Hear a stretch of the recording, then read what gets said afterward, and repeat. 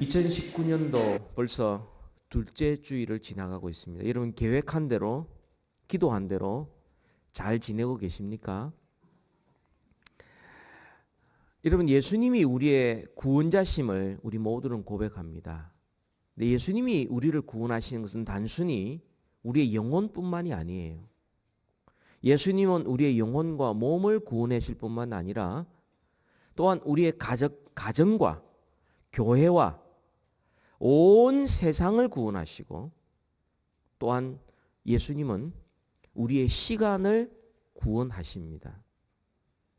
여러분 시간이라는 것은 흐르는 물과 같이 지나가 버리면 죽은 믿음이에요. 살릴 수가 없습니다. 그 시간을 다시 살 수가 없죠. 그래서 그것은 죽은 시간입니다. 그러나 우리가 지금 흐르는 물과 같은 이 시간 속에 우리가 하나님의 뜻대로 살아갈 때 우리는 하나님이 원하시는 시간대로 살아갈 수 있고 영원에 잇대어 살아갈 수 있습니다. 이걸 가리켜서 세월을 아낀다고 말씀하고 이것이 바로 시간을 구원하는 하나님의 뜻대로 살아가는 것입니다. 우리의 시간이 구원받아야 합니다. 어른들이 흔히 이런 말을 하죠.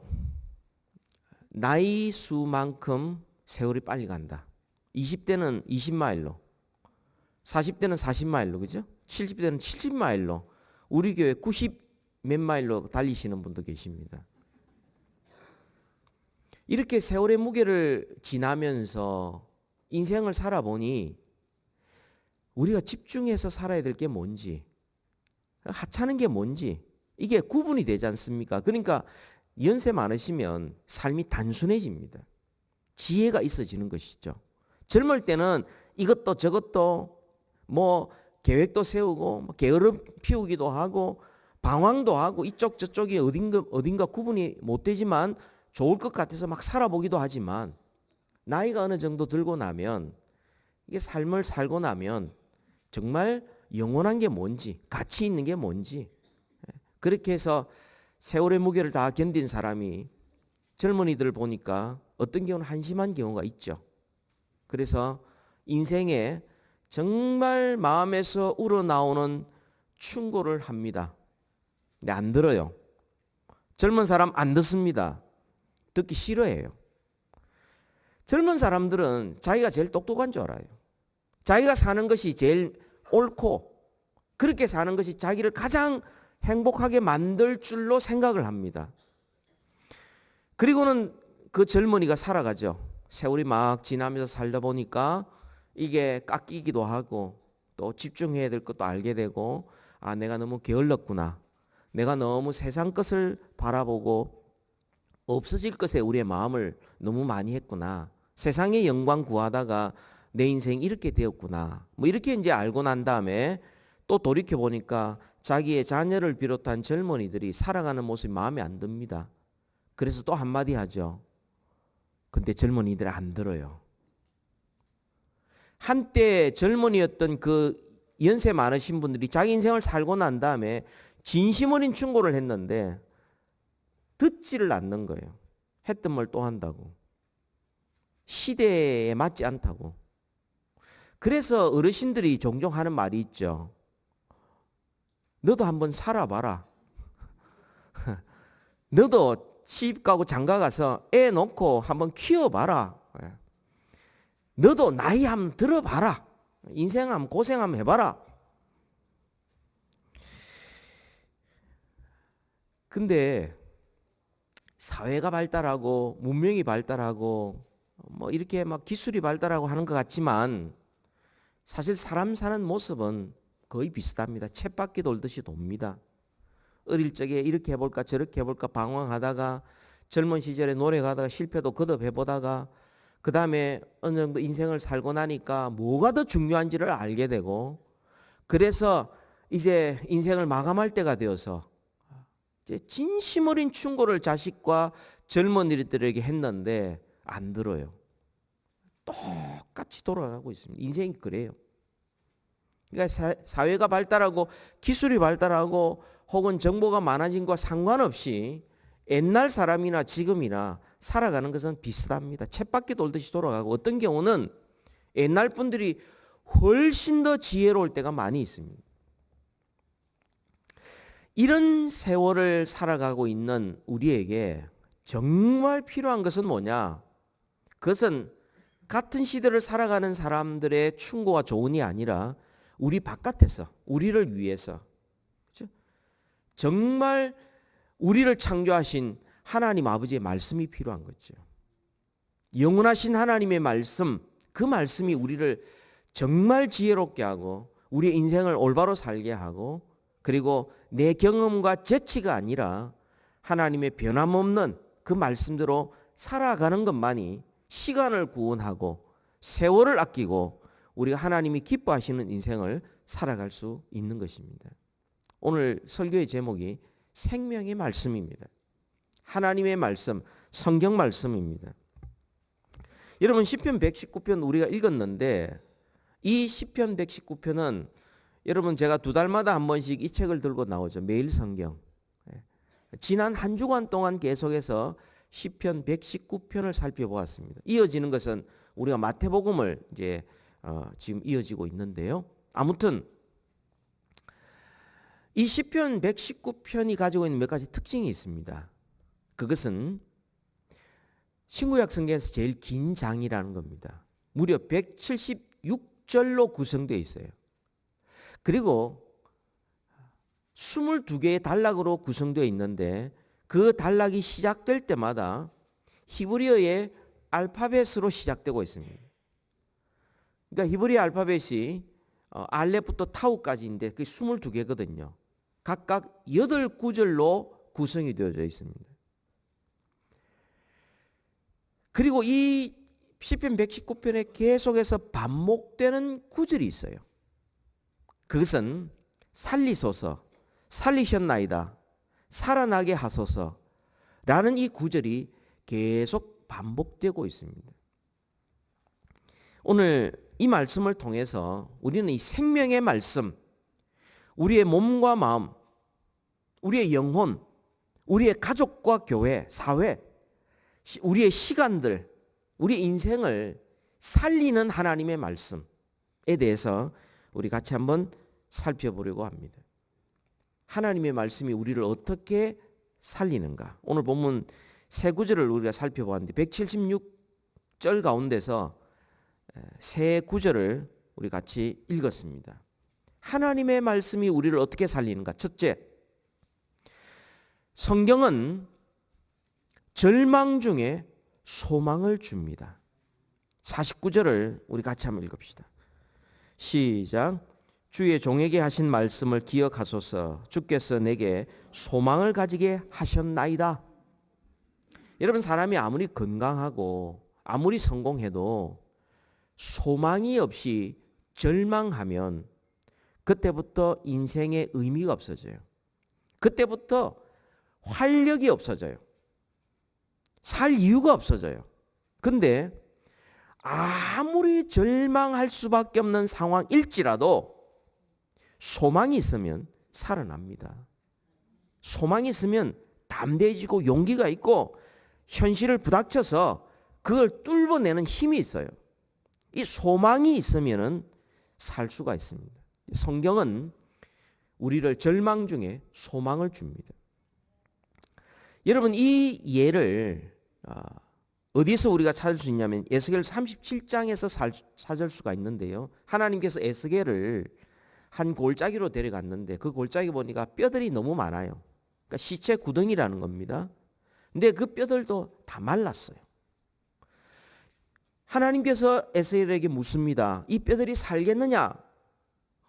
여러분, 시간이 오래되어 부패해서 살은 다 썩어 없어지고 뼈도 남았는데 그것도 말라서 있는 그런 뼈를 보고 이 뼈들이 살아나겠느냐? 하나님이 물으시는 거예요. 누가 거기에서 대답할 수 있겠습니까? 에스겔이 대답을 못해요. 하나님만 아십니다. 전 모르겠습니다. 라고 대답을 해요. 그때 하나님께서 말씀합니다. 이 뼈들에게 외치라. 너희 마른 뼈들아, 여호와의 말씀을 들을지어다. 그리하면 생기가 들어가 살리라. 에스겔이 하나님께서 하라고 하셨으니까 갔어요. 뼈들이 모여져 있는, 마른 뼈들이 모여져 있는 바로 그곳에 에스겔이 외칩니다. 너희 마른 뼈들아, 여호와의 말씀을 들을지어다. 외치니까 그 뼈들 무더기들이 움직여서 찾아가는 거예요. 연결이 되는 거예요. 그리고는 생기가 그 속에 들어오는 겁니다. 그리고 살아났어요. 그리고 큰 군대가 되었습니다. 하나님께서 이스라엘 백성들을 향하여 주신 메시지인데요. 너희들이 지금 밥 먹고 살고 있고 호흡하고 살고 있다고 이 사는 게 아니다. 영적으로는 마른 뼈다, 마른 뼈. 이거는 도무지 하나님을 위하여 살 수도 없고 관심도 없고 하나님을 사랑하거나 주의 말씀에 순종할 수 없는 마른 뼈와 같다. 그런데 아무리 절망 속에서도 여호와의 말씀이 들려지고 그 말씀을 들으면 생기가 그 속에 들어가 살아나서 하나님의 군대와 같이 그렇게 주님을 위하여 살 수가 있다는 것을 보여준 거죠. 여러분, 생기가 그 속에 들어가 살아났다. 여러분, 이것을 들을 때에 어느 한 사건이 일어나죠. 창세기에 하나님께서 사람을 창조하실 때, 창세기 2장에서 하나님께서 흙으로 사람을 지으시고 난 다음 그 다음에 생기를 그 속에 불어넣으시니 사람이 생명이 된지라. 살아있는 존재가 된 거예요. 흙은 무기질입니다. 흙은 생명이 없어요. 그런데 말씀이 들어가니 살아있는 존재가 된 거죠. 이게 창조의 능력입니다. 오늘날 하나님이 저와 여러분을 구원하시는 것도 바로 이렇게 구원하십니다. 디모데후서 3장 15절에 모든 성경은 하나님의 감동으로 된 것으로, 모든 성경은 하나님의 숨을 불어넣어서 되었다. 그래서 그 말씀은 하나님의 숨결로 되었기 때문에 그 말씀을 펼치고 읽는 자들은 더 이상 죽은 상태에 있을 수가 없고 거기에 생기가 들어가서 살아나기 시작한다. 우리를 구원하신 하나님의 방법이에요. 로마서 10장 17절에 믿음은 들음에서 나며 들음은 그리스도의 말씀으로 말미암았느니라. 하나님의 말씀이 들려질 때에 그 말씀을 듣는 자는 믿음이 생기고 믿음으로 거듭나 새로 태어나 새로운 피조물이 되고 하나님의 자녀가 되는 것이죠. 베드로전서 1장 23절에 너희가 거듭난 것은 썩어질 씨로 된 것이 아니요 썩지 아니할 씨로 된 것이니 살아있고 항상 있는 말씀으로 된 것이라.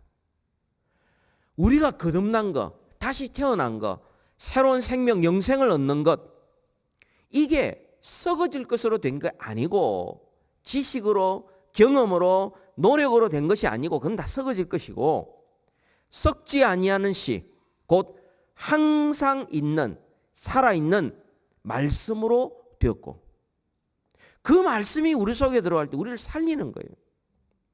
예수님께서 이 땅에 사시는 동안에도 바로 이런 모습을 우리에게 많은 표적을 보여주죠. 에스겔서에 있었던 그 말씀, 창세기에 있었던 그 말씀, 그와 같은 일들을 주님께서 많이 일으키셨는데요. 마태복음 9장 23절에 보면 회당장 야이로의 딸이 죽었어요.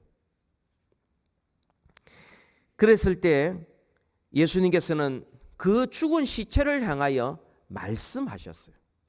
달리다굼 처녀야 일어나라. 그 말씀이 주어졌을 때 죽은 자가 일어났어요. 말씀이 주어졌을 때 생기가 그 속에 들어가서 아이가 살아났어요. 누가복음 7장 14절에 나인성의 한 과부가 살고 있었는데 외아들이에요. 집안의 기둥이에요. 근데 그 아들이 죽었어요. 그래서 슬피우며 장사 지내러 갈 때에 예수님께서 그 장례를 가는 그 장례를 잡았어요. 그리고 주님이 말씀하셨습니다. 청년아 일어나라. 말씀하였을 때 그 청년에게 생기가 들어가서 죽은 자가 살아나게 된 겁니다. 여러분, 이 말씀을 읽을 때 이거는 표적이에요. 이 말은 하나님이니까, 예수님이니까 죽은 자를 일으키실 수 있다라는 단순한 팩트만 전하는 것이 아니라, 이 말은 하나님이 말씀하시면, 말씀이 그에게 들려지면 죽은 자도 산다. 우리가 어두운 가운데 세상의 종이었고 죄악 가운데 영적으로 죽었던 우리들에게 하나님의 말씀이 들려지면 그 속에 생기가 들어가 살아나게 된다는 거예요. 여러분, 우리 믿는 자들에게는 이것이 다 경험되어졌습니다. 저도 예수를 믿고 난 다음 제일 처음으로 제가 깨닫게 되는 변화가 하나님의 말씀이 들려지기 시작했다는 거예요. 그전에는 제가 고등학교 2학년 때 예수님을 인격적으로 만나서 예수님을 개인적으로 영접하고 새로운 피조물로 이렇게 거듭나게 되었는데요. 그전까지는 예배 시간에, 물론 제가 초등학교, 중학교, 고등학교 때 예배 잘 참석했었어요. 안 빠졌습니다. 근데 제일 편안한 시간이었어요. 왜냐하면 장로님들 기도 시간이요, 그렇게 편할 수가 없었어요.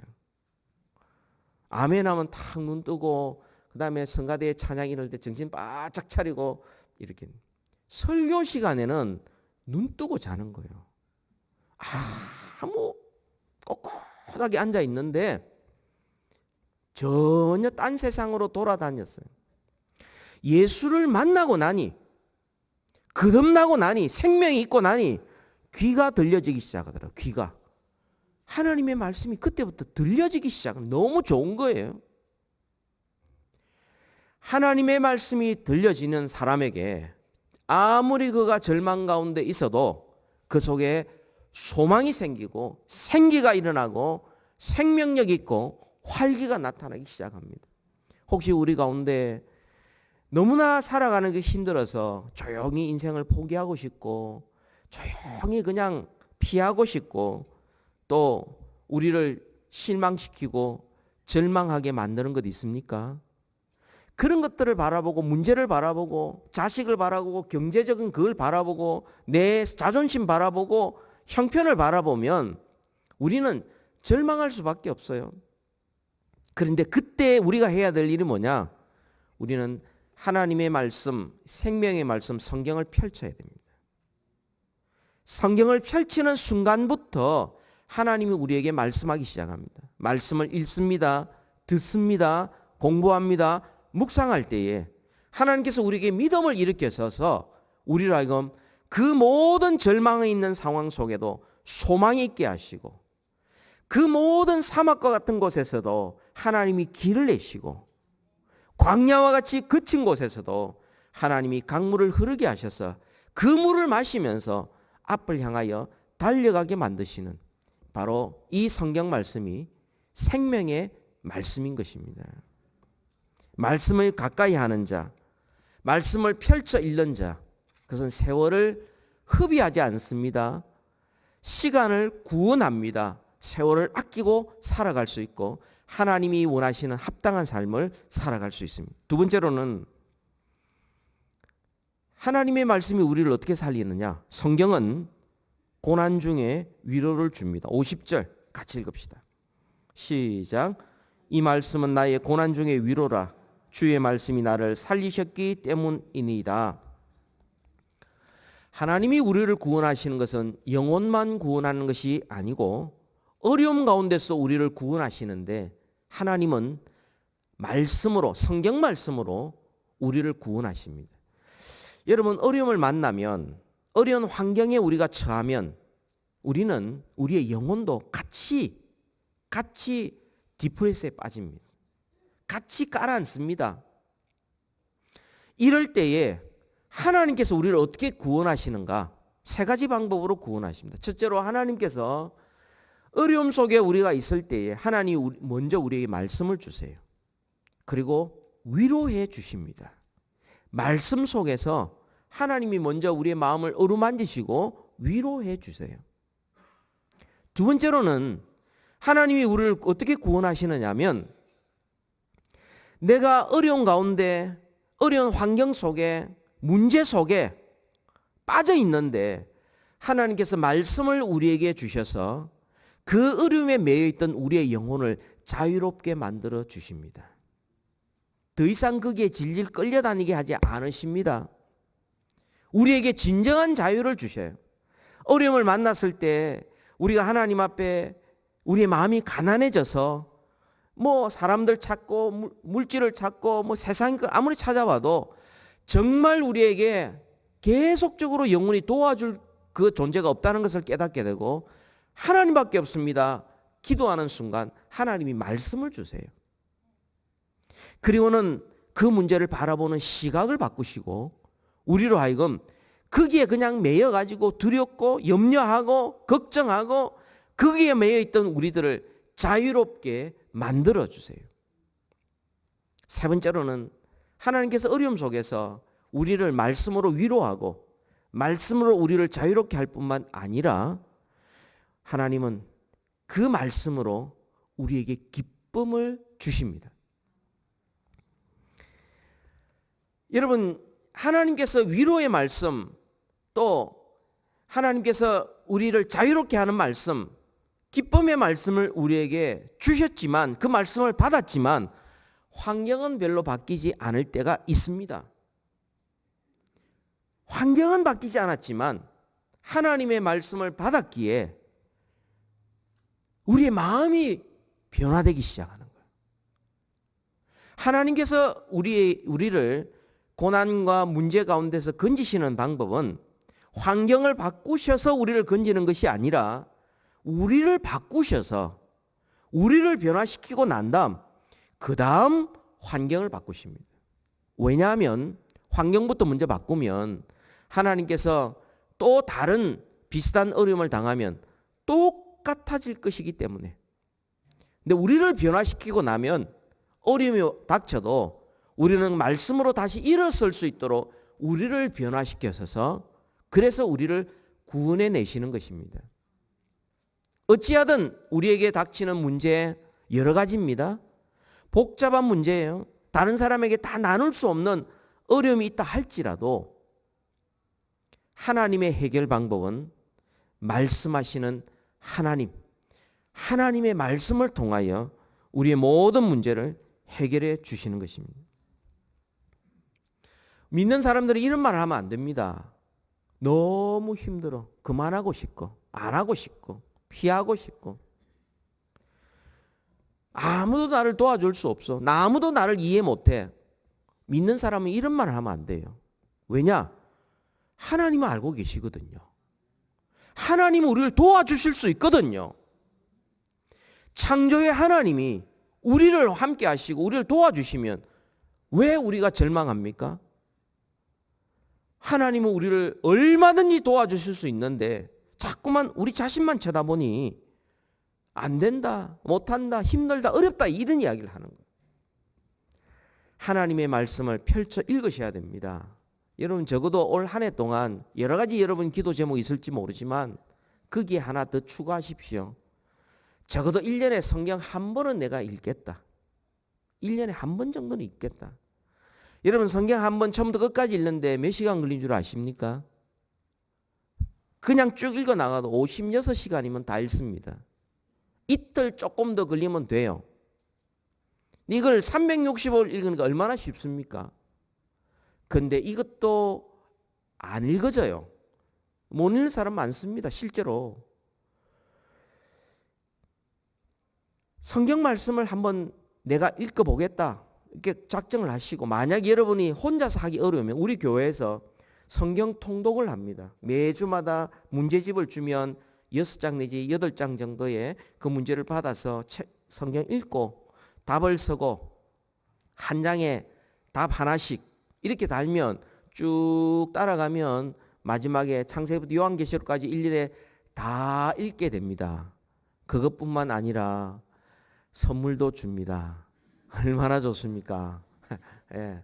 말씀 당연히 읽어야 되죠. 먹어야 되죠. 근데 먹었다고 상 주는 거, 야, 이거 너무 좋지 않습니까? 예. 하나님의 말씀을 펼쳐 읽을 때에 우리는 고난 중에 위로를 받을 수 있습니다. 사람이 위로해 줍니까? 물질이 위로해 줍니까? 누가 우리를 진짜 위로해 줍니까? 하나님의 말씀, 그 말씀 속에서 하나님이 위로해 주셔야 우리의 상처가 치유함을 받고 우리가 용기를 얻게 되는 것이죠. 마지막 세 번째입니다. 성경은 시험 중에 승리를 줍니다. 51절 같이 한번 읽읍시다. 시작. 교만한 자들이 나를 심히 조롱하였어도 나는 주의 법을 떠나지 아니하였나이다. 아멘. 여러분, 우리가 살다 보면 여러 가지 우리의 신앙과 생활을 뒤흔드는 파도 같은 것들이 많이 있습니다. 부닥쳐서 갈등을 일으키기도 하고, 또 그것 때문에 우리가 완전히 뒤집혀지기도 하고, 또 그것을 안 만나려고 피하기도 하고, 이런 일들이 많이 있습니다. 우리의 신앙을 뒤흔들고 어렵게 만드는 것 중에 교만이 있고 조롱이 있습니다. 다른 건 다 참겠는데, 웬만하면 다 참는데, 이 교만 참기 어렵습니다. 별것 아닌 사람이 거들먹거리는 거 그거 보고 있기가 참 어렵습니다. 그 사람이 완전합니까? 그 사람이 뭐 대단합니까? 아무리 대단하다고 그래도 약점이 있잖아요. 그러면 어떤 마음이, 악한 마음이 생기느냐 하면 그냥 그 사람의 약점을 한번 슬쩍 이야기해서 한번 기를 한번 팍 죽여볼까, 이런 생각이 듭니다. 이게 자기 생각이죠. 또 정말 참기 어려운 게 뭐냐면 조롱하는 거예요. 비웃는 겁니다. 앞에서 깐죽거리는 거예요. 그냥 한번 본때를 한번 보여주면 꼼짝 못할 것 같은데 앞에서 깐죽깐죽깐죽 거리는데 그거 참기가 쉽지 않아요. 그때 여러 사람 앞에서 한번 그 사람의 약점을 한번 슬쩍 흘려가지고 그 사람이 그 두 번 다시 그런 일 못하도록 한번 만들어 볼까 하는 생각이 들죠. 이게 뒤집히는 겁니다. 바로 이 순간이 하나님의 말씀에서 떠나는 겁니다. 배가 뒤집혀서 엎어지는 것 같은 것이고요. 그리고 병나서 들어눕는 것하고 똑같은 겁니다. 그 때가 하나님의 말씀에서 떠나는 때요. 내 생각대로 찾아가는 때입니다. 우리 속에, 우리 몸에도 온갖 바이러스가 다 들어오지 않습니까? 그런데 우리 몸의 면역력이 떨어지면 그 다음에 병들죠. 그죠? 배가 가는데 배가 잔잔히 갑니까? 온갖 파도가 다 오지 않습니까? 근데 배가 중심을 못 잡으면 뒤집어지는 거예요.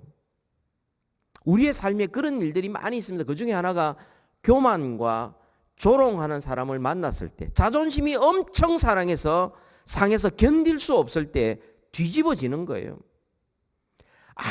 아무리 우리를 뒤집으려고 오는 파도 같은 것들이 있고 교만과 조롱과 비웃음과 깐죽이 있다 할지라도 하나님의 말씀이 우리 속에 있으면 그거 견딜 수 있어요. 이뮨 시스템이, 면역력이 강하기 때문에 그거 물리칠 수 있습니다. 없으니까 뒤집어지고 병나는 거예요. 파도가 쳐더라도 그 중심이 있고 복원력 있고 하나님의 말씀이 충분히 거하면 파도를 헤쳐서 나아갈 수 있습니다. 그게 없으니까 뒤집어지는 거죠. 그게 없으니까 피하는 거죠. 기독교인들 가운데 이런 말 하는 사람들이 있어요. 나는 상처받았다. 나는 뭐 이런 말로 저렇게 어디서 어떻게 상처받았다고 자세하게 이야기하는 사람이 있는데, 이 말은 나의 영혼의 이뮨 시스템, 나의 영혼의 면역력은 약하기 짝이 없다. 나의 회복력, 그 배가 복원해는 제자리를 딱 중심을 잡는 것, 나는 그거 없다. 나는 형편없는 사람이다. 이 말이 나는 상처받았다는 이야기예요. 믿는 사람은 그런 말 하면 안 돼요.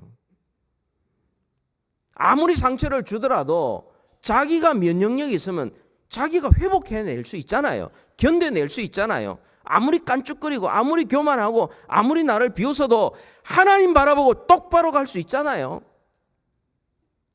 그것이 어떻게 그럴 수 있느냐? 말씀이 우리 속에 충분히 거하면 가능한 겁니다. 그렇지 않으면 섭섭함이 있고, 그렇지 않으면 나를 인정 안 해준다고 인정해 주는 곳이 없나 찾아보고, 마음의 갈등이 있고, 하나님은 그때 안 보이고, 우리는 하나님의 말씀이 우리 속에 있을 때에 우리는 시험 중에 승리할 수 있는 것입니다. 성경은 하나님이 우리에게 주신 가장 귀한 선물입니다. 이 말씀 속에 하나님은 위로를 주시고요, 이 말씀 속에 지혜를 주시고 능력을 주시고 기쁨을 주시고 용기를 허락해 주시고 능력을 더하여 주십니다. 그래서 그 말씀을 통하여 우리는 힘을 얻고 주의 뜻 가운데로 살아갈 수 있는 것입니다. 마치 자동차로 치면 하나님의 말씀은 엑셀레이터와 브레이크와 같은 역할을 합니다. 하나님의 일에는 엑셀레이터로 달립니다. 그러나 죄악된 일에 대해서는 하나님의 말씀이 우리 속에서 브레이크 역할을 감당하는, 그쪽으로 안 갑니다. 하나님이 기뻐하시는 그쪽으로 내가 달려갈 수 있도록 만들어주는 것이 바로 하나님의 말씀, 성경 말씀, 생명의 말씀, 그 생명의 길로 우리를 가게 만들어주는 하나님의 약속의 말씀이죠. 우리는 성경 말씀을 펴고 읽어야 합니다. 그래야 우리의 믿음이 자랍니다. 그래야 우리의 마음속에 영적인 면역력이 있고 하나님의 말씀이 우리 속에 담고 있어야 회복이 되고 복원이 되고 하나님 앞에 다시금 자기 자신을 알게 되고 앞을 향하여 달려갈 수 있습니다. 말씀이 없으면 금방 이리저리 왔다 갔다 하게 돼요. 하나님의 말씀을 펼쳐서 읽읍시다. 하나님의 말씀을 또한 공부를 해야 합니다. 여러분, 교회 바깥에서 하는 공부에 대해서는 조심하셔야 됩니다. 누가 무엇을 어떻게 공부하는지 알아야 합니다. 그래서 가능하면 여러분 교회 바깥에서의 성경 공부가 있다면 저하고 먼저 의논해 주십시오. 그분이 어떤 분인지, 어떤 신앙을 공부했고 어떤 신앙생활로 하고 있는지, 믿을 만한지 먼저 의논해 주세요. 교회 안에서 이루어지는 성경 공부에 대해서는 여러분 적극 참여해야 합니다. 우리가 2월 첫 주부터 8주간, 또 5월 첫 주부터 8주간, 9월 첫 주부터 8주간 이렇게 세 학기로 비전 라이프를 주일 오후에 하지 않습니까? 거기에 참석하십시오. 아니야, 나는 가르쳐야 돼. 내가 가서 배운다니 내가 좀 체면이 아니잖아. 목사도 배워야 합니다. 목사도 배워야 합니다. 거기에 가서 배워야 돼요. 같이 앉아서 같이 말씀으로 그 앞에서 겸손히 배워야 합니다. 뭐 내가 세월을 얼마나 많이, 신앙생활을 내가 얼마나 많이 했고 내가 교회에서 어떤 직분을 갖고 있고 내가 성경을 얼마나 많이 안다 할지라도 우리는 성경 말씀을 배워야 합니다. 여러분, 아무리 건강하다고 밥 안 먹습니까? 성경 말씀은 우리의 영혼의 양식이라면 우리 배워야죠. 먹어야죠. 뭐 이렇게 막 반찬이 좋아서 먹기도 하지만 안 먹으면 죽으니까 먹어야 합니다. 성경 말씀 배워야 돼요. 읽어야 돼요.